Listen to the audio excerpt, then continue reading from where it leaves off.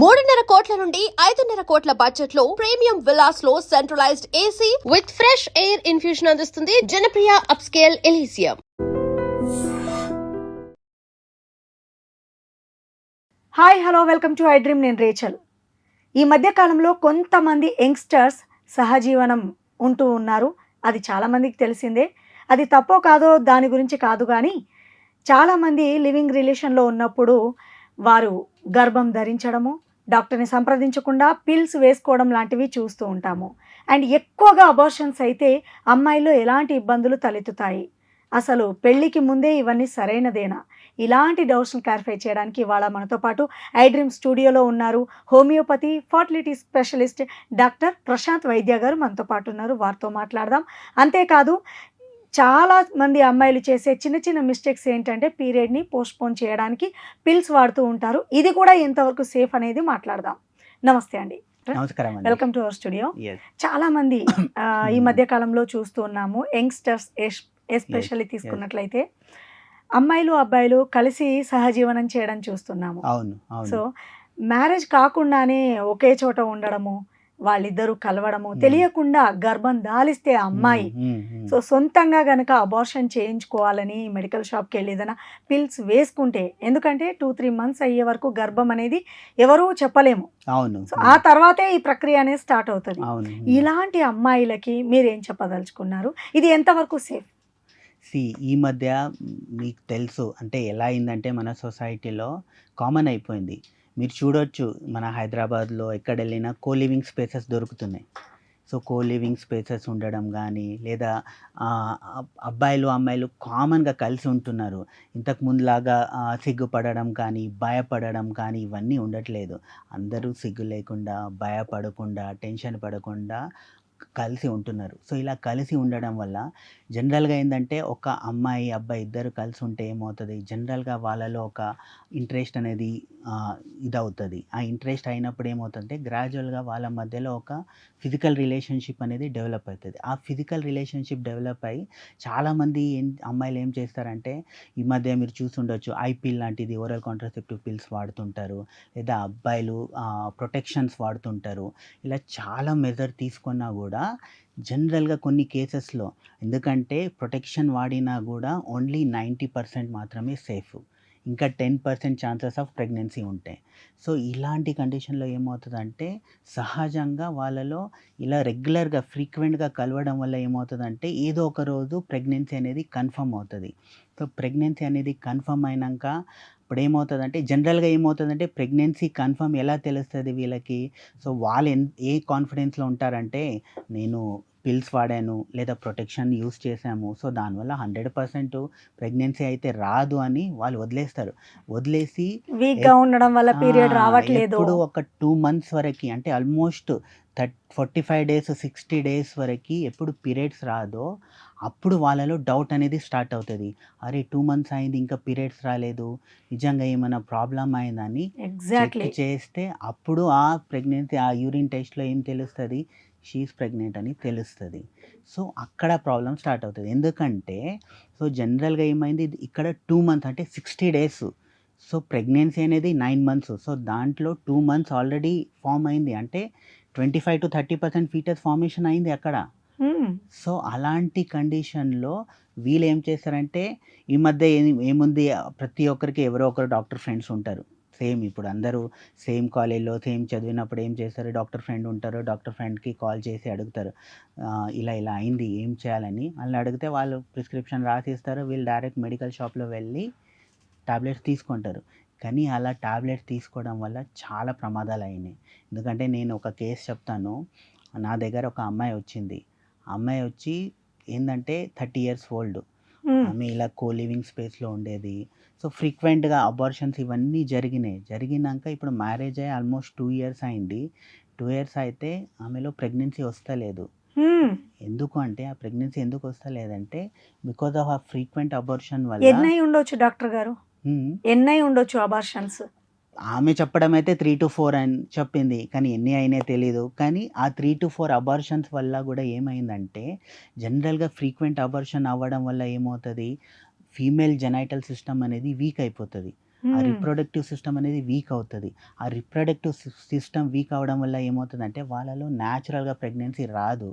Even frequent abortion, even న్యాచురల్గా pregnancy try చేసే వాళ్ళు ఫ్రీక్వెంట్ అబార్షన్ అవుతుందనుకోండి, అలాంటి వాళ్ళు న్యాచురల్ ప్రెగ్నెన్సీ అనేది జరగదు. వాళ్ళు మళ్ళీ ఐవీఐకో వెళ్ళాల్సి వస్తుంది. సో ఇలాంటి చాలా కాంప్లికేషన్ జరుగుతాయి. సో ఆమెలో ఆ ఇన్ఫర్టిలిటీ ప్రాబ్లం అనేది వచ్చేసింది. సో ఇలా యూత్ అందరు ఏం చేస్తున్నారంటే అమ్మాయిలందరూ సో ఏం ఇంకా ఈజీగా దొరికేస్తున్నాయి టాబ్లెట్స్. సో దానివల్ల తీసుకుంటున్నారు. దానివల్ల ఇంకో సైడ్ ఎఫెక్ట్స్ ఏంటంటే ఈ టాబ్లెట్స్ ఏం చేస్తాయంటే జనరల్గా ఒక 45 డేస్ టైంలో మీరు ఆ టాబ్లెట్స్ తీసుకున్నారనుకోండి ఎలాంటి నష్టం ఉండదు. బికాజ్ ఏంటంటే అప్పుడు ఆ ఫీటస్ అనేది ఫార్మేషన్ అయి ఉండదు. కాబట్టి జస్ట్ ఆ టాబ్లెట్ వేసుకుంటే నార్మల్ పీరియడ్స్ లాగా బ్లీడింగ్ అయిపోతుంది. కానీ ఒక 2 మంత్స్ తర్వాత మీరు 2 మంత్స్ కానీ 3 మంత్స్ టైంలో టాబ్లెట్స్ తీసుకున్నారనుకోండి, అప్పుడు ఏమవుతుందంటే ఆ టాబ్లెట్స్ జనరల్గా ఆ టైంలో కొన్ని పార్ట్స్ అనేది ఫామ్ అయి ఉంటాయి. ఆ పార్ట్స్ ఫామ్ అయినప్పుడు ఆ టాబ్లెట్ తీసుకున్నప్పుడు హెవీ బ్లీడింగ్ అనేది జరుగుతుంది. చాలా సివియర్ బ్లీడింగ్. అంటే ఒక అమ్మాయికి పీరియడ్స్ టైంలో ఎంత బ్లీడింగ్ అవుతుందో దాని 10 టైమ్స్ బ్లీడింగ్ అవుతుంది. My God. సో అంత బ్లీడింగ్ అయింది అనుకోండి, వాళ్ళు సివియర్ ఎనీమియాలో వెళ్ళి బ్లడ్ లాస్ అయ్యి షాక్లో వెళ్ళొచ్చు. ఈవెన్ కొన్ని కండిషన్లో కొన్ని కేసెస్లో ప్రాణాలు కూడా పోయినాయి. అంత కండిషన్కి వెళ్ళొచ్చు. సో అందుకే యూత్కి చెప్పడం ఏంటంటే వితౌట్ డాక్టర్ అడ్వైజ్ లేకుండా, ప్రిస్క్రిప్షన్ లేకుండా అబార్షన్ టాబ్లెట్ అనేది వాడకూడదు. అండ్ కొంతమంది అమ్మాయిలు పీరియడ్స్ పోస్ట్పోన్ చేసుకోవడానికి మెడిసిన్స్ వాడతారు. అవును. ఇది కూడా ఇంతవరకు సేఫ్ అండ్ దీనివల్ల ఏమన్నా ప్రమాదం ఉందా? అంటే ఏమైపోయిందంటే ఇప్పుడు ఇదొక ఏమంటారు ఒక ఫ్యాషన్ లాగా అయిపోయింది. గృహ ప్రవేశం ఉందా టాబ్లెట్ వేసుకో, తిరుపతికి వెళ్ళాలా టాబ్లెట్ వేసుకో, ఎవరిదైనా బర్త్డే ఉందా టాబ్లెట్ వేసుకో. అంటే ప్రతి చిన్నదానికి ఏమైపోయినారంటే పోస్ట్పోన్ చేయడానికి టాబ్లెట్స్ వాడుతున్నారు. అంటే ఏదో ఒక ఎమర్జెన్సీ ఉంది, ఎమర్జెన్సీ కండిషన్, మీరు ఒక గైనకాలజిస్ట్ దగ్గర వెళ్ళి అడగండి, ఎవ్వరు టాబ్లెట్స్ ఇవ్వరు. ఈవెన్ నా దగ్గర వచ్చే పేషెంట్ అడుగుతారు, డాక్టర్ గారు నాకు పీరియడ్స్ పోస్ట్పోన్మెంట్కి టాబ్లెట్ ఇవ్వండి అని అడుగుతారు. కానీ నేను ఎవరికి ఇవ్వను. ఎందుకంటే ఇవన్నీ ఒక పీరియడ్ అంటే మెన్స్ట్రల్ సైకిల్ అనేది ఒక హార్మోనల్. ఆ హార్మోనల్ అనేది ఈస్ట్రోజన్, ప్రొజెస్టెరాన్, ఈ హార్మోనల్లో ఒక correct 28 days to 35 days cycle ఉండాలి. ఆ సైకిల్లో నార్మల్గా ఉన్నప్పుడు ఏమవుతుందంటే మన సిస్టము, మన బాడీ సిస్టమ్ అన్నీ పర్ఫెక్ట్గా ఉంటుంది. సో బాడీ అంటే మీ ఒక 14 ఇయర్స్లో అమ్మాయి మెచ్యూర్ అయిందనుకోండి, 14 ఇయర్స్ నుంచి 25-28 ఇయర్స్ వరకు ఒక మంచి సైకిల్లో ఒక రిధంలో జరుగుతుంటుంది. కానీ ఏదో ఒక రీజన్ వల్ల వీళ్ళు టాబ్లెట్ వాడడం, పోస్ట్పోన్ చేయడం స్టార్ట్ చేశారనుకోండి, అప్పుడు ఏమవుతుంది ఆ రిధం అనేది డిస్టర్బ్ అవుతుంది. ఆ రిధం అనేది డిస్టర్బ్ అయిందనుకోండి హార్మోనల్ ఇంబ్యాలెన్స్ స్టార్ట్ అవుతుంది. హార్మోనల్ ఇంబ్యాలెన్స్ స్టార్ట్ అయ్యి ఏమవుతుందంటే వీళ్ళు పీరియడ్ పోస్ట్పోన్మెంట్కి ఈసారి టాబ్లెట్ వాడారు.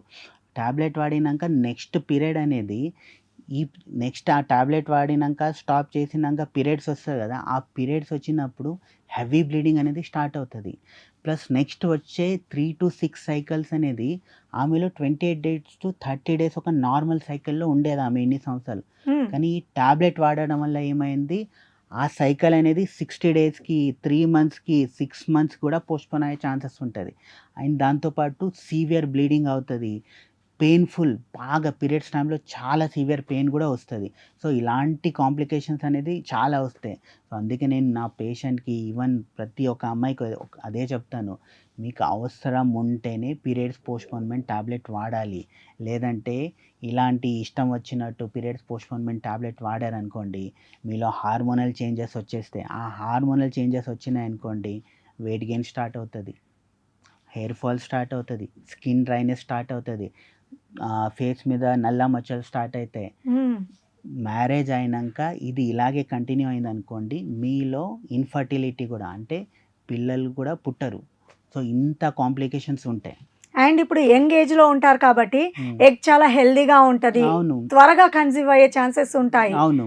సో ఇలాంటి వాళ్ళు సరైన జాగ్రత్తలు పాటిస్తాము అనుకుంటారు, కానీ ఎక్కడో చోట మిస్ అయితే అది చాలా ఇబ్బంది అవుతుంది. అవును. యంగ్ ఏజ్లో ఎలా ఉంటారంటే ఫస్ట్ ఆఫ్ ఆల్ యంగ్ ఏజ్లో మైండ్ అనేది ఓవర్ డోపమిన్, అంటే ఒక డ్రగ్స్ తీసుకుంటే మందు తాగితే ఎలా జోష్లో ఉంటారో అలా యంగ్స్టర్స్ అంతా ఒక మంచి జోష్లో ఉంటారు.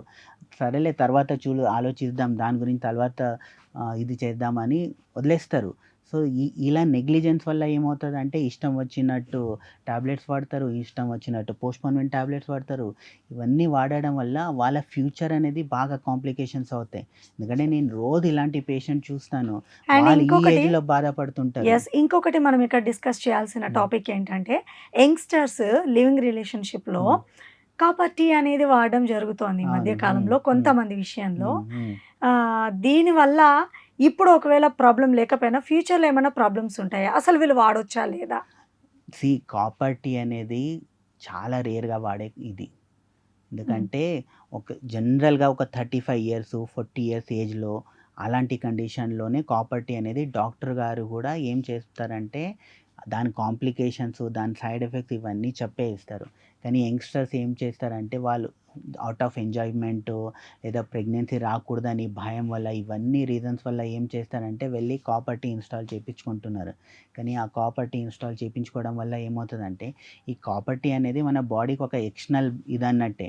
సో దానివల్ల మీకు పీరియడ్స్‌లో ఇర్రెగ్యులారిటీ రావచ్చు, పీరియడ్స్‌లో నొప్పి రావచ్చు, ఎక్సెసివ్ బ్లీడింగ్ కూడా రావచ్చు. అండ్ ఈ కాపర్ టీ వల్ల కొన్ని కేసెస్‌లో ఏమవుతదంటే మన వెజైనల్ డ్రైనెస్ అనేది వస్తది. ఆ వెజైనల్ డ్రైనెస్ వచ్చినప్పుడు వాళ్ళలో కొన్ని పెయిన్స్ రావచ్చు, లేదా వైట్ డిశ్చార్జ్ లాంటి ప్రాబ్లమ్ ఇలాంటి కాంప్లికేషన్స్ అంటే గైనకాలజిస్ట్ రిలేటెడ్ కాంప్లికేషన్స్ కూడా వస్తాయి కాపర్ టీ. సో అందుకే జనరల్‌గా ఒక యంగ్ ఏజ్‌లో మన ఈ కాపర్ టీ వాడడం అవాయిడ్ చేయాలి.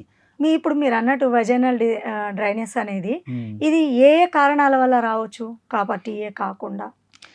వెజైనల్ డ్రైనెస్ అంటే జనరల్‌గా మన వెజైనల్ అనేది ఒక నార్మల్ పీహెచ్ మెయింటైన్ చేస్తుంటది. కానీ ఆ పీహెచ్ ఎప్పుడు డిస్టర్బెన్స్ అవుతదో అప్పుడు ఈ వెజైనల్ డ్రైనెస్ అనేది వస్తది. సో దీనికి చాలా రకరకాల రీజన్స్ ఉంటాయి. సో దాంట్లో ఒక రీజన్ నేను ఇంతకుముందు డిస్కస్ చేశాను గదా! ఏంది ఫ్రీక్వెంట్ అబార్షన్స్. హ్మ్. ఫ్రీక్వెంట్ అబార్షన్ అయినప్పుడు కూడా వెజైనల్ డ్రైనెస్ అనేది వస్తుంటది. హ్మ్. సో హార్మోనల్ ఇంబాలెన్స్ అంటే బాడీలో ఈస్ట్రోజన్ అనేది తగ్గడము లేదా ప్రొజెస్టరాన్ అనేది పెరగడము ఈ హార్మోనల్ ఇంబాలెన్స్ అయిందనుకోండి. అంటే వీళ్ళు కాంట్రాసెప్టివ్ పిల్స్ గానీ లేదా హార్మోనల్ టాబ్లెట్స్ కానీ ఇవన్నీ వాడినప్పుడు ఏమవుతదంటే వెజైనల్ డ్రైనెస్ అనేది పెరుగుతా వస్తది. సో ఈ కండిషన్ వల్ల వెజైనల్ డ్రైనెస్ ఉంటది. ప్లస్ ఇంకా ఏందంటే ఫ్రీక్వెంట్ మల్టిపుల్ ప్రెగ్నెన్సీస్ వస్తున్నాయి. మల్టిపుల్ నార్మల్ డెలివరీస్ అవుతున్నాయి. ఇలాంటి కండిషన్‌లో కూడా వెజైనల్ డ్రైనెస్ అనేది పెరుగుతా వస్తది.